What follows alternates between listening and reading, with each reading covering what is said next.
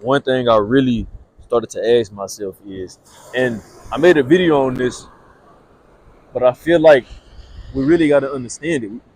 We have to really get deeper into what is existence, right? What is existence, and are you existing, or is this moment in time now that we're viewing existence itself? Understand this. Like I said in my last video, you are the viewer of existence. We are all the viewers of existence happening simultaneously as not happening. There is actually nothing going on right now. You're watching this video from wherever you are, but you watching the video and looking at me, that's the only thing that's actually right now going on. I am you viewing me, view you. That's it. It's just a whole bunch of viewing going on. But see, it's the viewing of and not understanding, okay, am I the viewer or am I the existence? You're both simultaneously. You're the viewer of existence. But detached from existence, because to exist you have to be. To exist you have to be something. No, just view. Once you understand that your inner world does not exist, it only exists to you. Your reality does not exist, it only exists to you. So that means your reality is existing and not existing at the same time, which means there's always a choice. There's always two, there's always duality. Duality is a universal law. We say this damn near every video. Up, down, left, right, fast, slow. So for something to exist, then something must not exist. It's like, okay, look, for something to exist, then something also does not exist at the same time. For something to exist, then something else does not exist. We're all viewers of each other, right?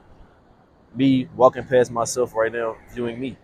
Now, how could me being a better person help viewers of myself, like people that just walk past me, right?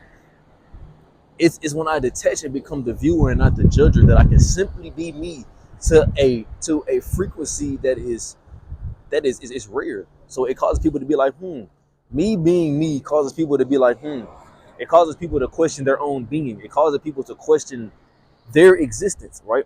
So when you understand that existence is simply just viewing what is already here. We're not trying to create anything. We're not trying to do anything. We're not trying to be anything, right? Because that's what causes the turmoil, because there's too many people being different things. So somebody has to be wrong and somebody has to be right. But once you become the viewer, there is nothing wrong and there is nothing right.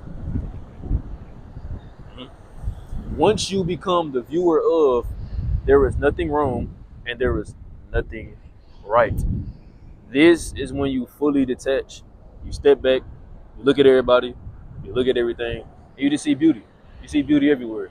You see personality, you see different shapes, different sizes, you see different colors, and you see it as life. You see it as the all source, which we are all source, created everything differently to express itself. Everything has to be different. Nobody can be the same, because if we was all the same, how could we evolve? How can we go from first grade to 12th grade if we were doing the same shit from first grade? Every level is some new shit. We not doing the same shit we was doing back in 2016. You know what I'm saying? Like, it's constant. Life is constantly evolving, bro. Life is constantly viewing what it already is, right? And we're integrating what already is into the now moment. You have to understand this very deeply. You have to understand this very truly, deep to the core. Now, understand this. If you're being, if you existing causes you turmoil, then you must ask questions. If your existence causes you turmoil, if your existence causes you inner dialogue that does not serve you, then you must ask questions. You must ask the deeper questions. Why is my inner dialogue not serving me? Why is my inner dialogue not guiding me to a higher purpose? Why is my inner dialogue keeping me where I'm at? Because it's the inner dialogue, your inner universe, the inner communication that actually keep you where you are. It keeps you in the same place. It keeps you from evolving. The fear, the constant talk, the what if, the da da da, and all that BS. A lot of people cannot come to a beach where everybody walking around and just put a camera right here and start recording.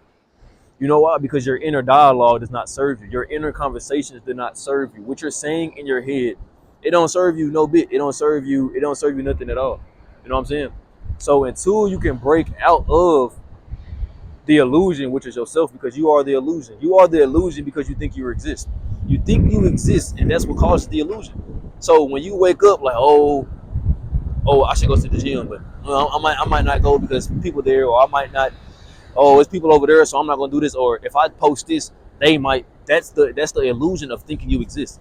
You think that you're actually something, and you think you exist. So when your inner dialogue causes you to be hesitant in your moves and your actions instead of just simply being.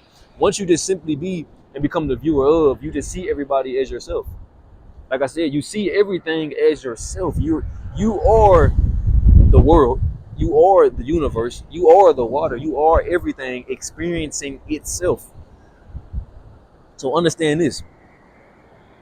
Like I said in my last video, in order for the world to grow, you must become the viewer, because the viewer is the one that takes in knowledge. The viewer is the one that takes in what's being viewed, right?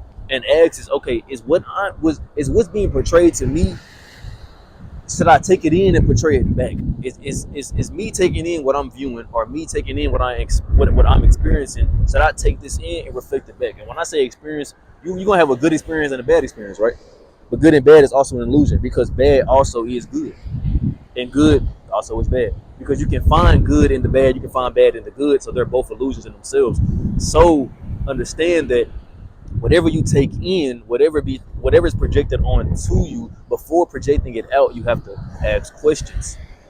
Ask yourself, if I project this onto somebody, if I project this onto the world, will this help anybody in any way, or anything in any way, become greater or become better? That's the secret recipe. That's the secret code. That's the secret key. And it's not that hard. It's not tricky. It's not, nobody's doing nothing. It's not a crazy, wow, how can I? It's none of that, twin. Twin. Simply view. That's it. Simply view. Ask yourself, what do I want to bring to the world? Whatever the hell it is, and just do it. It don't matter what it is. As long as you are happy, right, and you're gaining from it, and necessarily, you don't have to be like me and be a talker and shit and be on here giving game and shit. Just do what you do. But when you go about in the existence, right? When you go into the existence, you now become the viewer of yourself. Just make sure that you showing love to where your words can help yourself, because everybody is just a reflection of you. Wherever you are is a reflection of your inner world. Your inner world took you to where you are now, because every thought led up to an action, and your actions led up to your reality, and your reality being now, and being the only thing that actually exists. And it's very simple.